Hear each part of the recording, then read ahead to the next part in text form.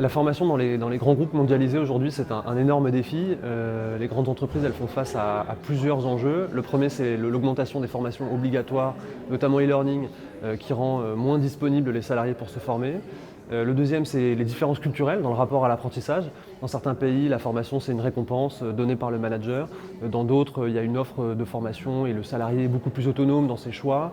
Et puis, il y a aussi une culture et des financements de la formation professionnelle qui sont très puissants dans certains pays et dans d'autres moins. Donc, il y a ces grandes différences.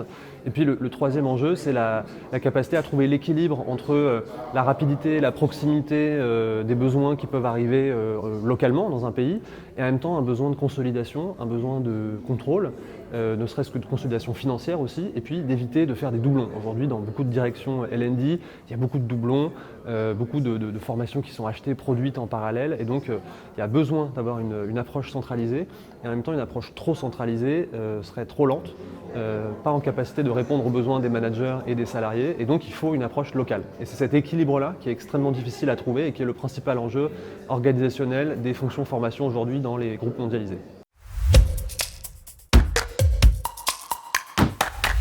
Alors l'arrivée de l'IA et de l'IA générative dans la formation dans les grands groupes, c'est évidemment une préoccupation majeure. Il y a beaucoup d'opportunités. La première, c'est de pouvoir gagner en agilité, en rapidité, en souplesse, traduire dans 10 langues des modules plus rapidement, pouvoir réinternaliser des compétences d'ingénierie pédagogique, de production de contenu, etc.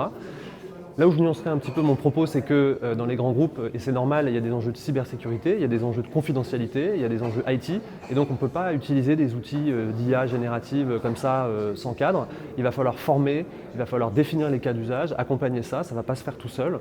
Et d'ailleurs, chez Learn Assembly, les formations sur l'IA dans la formation sont celles qu'on déploie le plus. Donc il va y avoir un changement, mais ça ne va pas se faire tout seul.